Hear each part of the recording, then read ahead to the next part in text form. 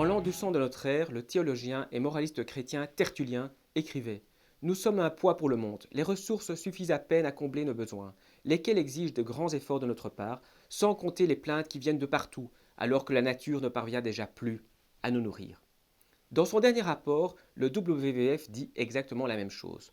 On y apprend qu'au rythme de consommation actuel, il faudrait à l'humanité une terre et demie pour lui permettre de se régénérer. En réalité, la tendance lourde ces derniers siècles, c'est que les ressources naturelles s'accroissent avec l'accroissement de la population. Comme le disait déjà au XIXe siècle l'économiste américain Henry George, une augmentation de la population des faucons conduit à une chute de la population des poulets. Mais une augmentation de la population humaine conduit à une augmentation de la population des poulets. Quand la demande s'accroît, les fermiers travaillent plus efficacement pour produire des céréales, améliorer la terre et augmenter la productivité, raison pour laquelle la production et la consommation par tête ont autant augmenté. Mais quid des autres ressources? En réalité, nous dit Julian Simon, nos ressources sont illimitées. Évidemment, quand on entend ce discours, le premier réflexe est de se demander si celui qui le tient ne s'est pas évadé d'un asile psychiatrique. Pourtant, l'économiste Julian Simon avance des arguments très convaincants. Il s'appuie avant tout sur des données chiffrées très documentées et sur les travaux de nombreux spécialistes, démographes, économistes, statisticiens, ingénieurs, géologues, etc., qui eux aussi contestent cette vision des choses. On peut synthétiser son raisonnement en 4 points. Premièrement, ce qui est limité, c'est l'accès aux ressources, pas le stock des ressources. Ne confondons pas les stocks de ressources et l'accessibilité aux stocks de ressources. Par exemple, à l'heure actuelle, le cuivre ne peut être extrait en dessous de 300 mètres. Cela signifie qu'environ 99% des ressources de cuivre présentes sur Terre sont aujourd'hui inaccessibles. Mais ce stock existe bel et bien. Et que dire de la gigantesque quantité de cuivre présente dans les océans, mais sous une forme extrêmement diluée? Par ailleurs, il est désormais possible, ce n'était pas le cas à l'époque où Julian Simon a écrit son livre, de fabriquer des métaux grâce aux nanotechnologies. On peut aussi fabriquer du pétrole à partir de plantes. Dès lors, n'est-il pas logique d'affirmer que les stocks potentiels de ressources sont illimités? Évidemment, ce n'est pas pour autant qu'ils sont accessibles. Pour y accéder, il faut des connaissances scientifiques que nous ne possédons pas encore et des outils technologiques qui n'existent pas encore.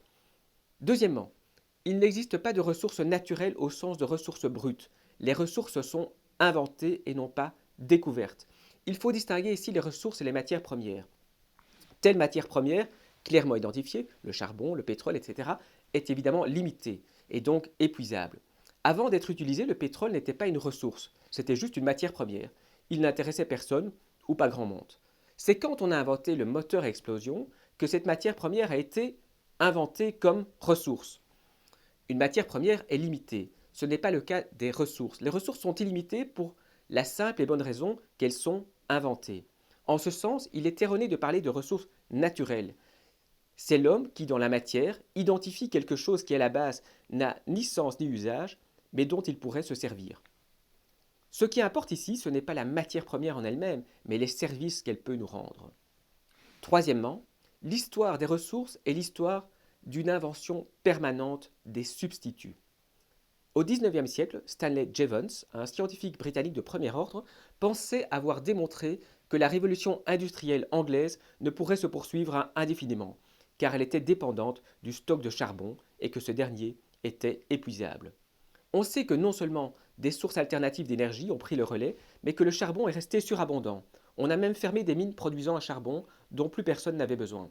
Il en sera de même pour le pétrole. Il sera déclassé. Pas nécessairement parce que son prix augmentera, mais parce que d'autres sources énergétiques assurant les mêmes services s'avéreront plus avantageuses.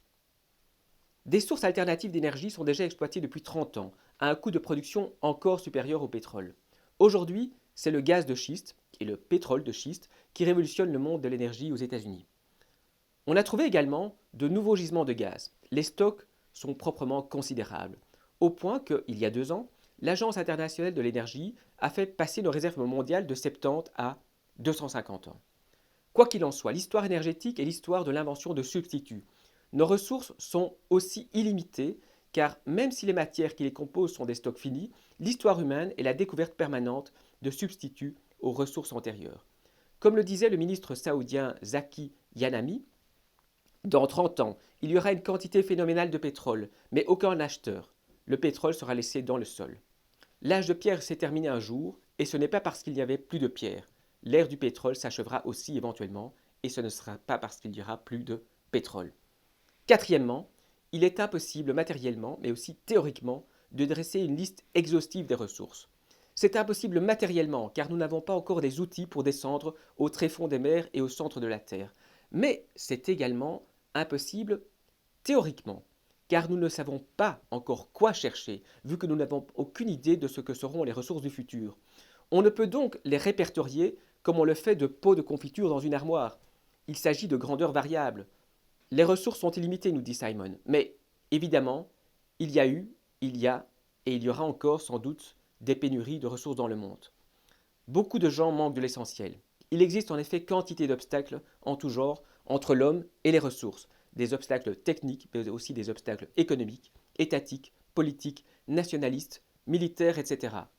Mais encore une fois, il s'agit de problèmes d'accès aux ressources, pas de stock de ressources. Cela dit, ces problèmes d'accès sont tout sauf négligeables. Imaginons une piscine remplie d'eau et une personne assoiffée à quelques mètres à côté. Si une grille verrouille la piscine, cette personne peut pourtant mourir de soif. Ceci pour dire que, en vertu de ce que disent ces experts, le problème n'est pas de rationner, d'économiser les ressources, mais de les déverrouiller, de les rendre accessibles. Cela passe par le développement économique, par la prospérité, qui permet de financer la recherche et qui permet aux industries de développer et d'appliquer de nouvelles technologies. Soit le contraire de ce que préconisent ceux qui veulent une croissance zéro, voire une croissance négative.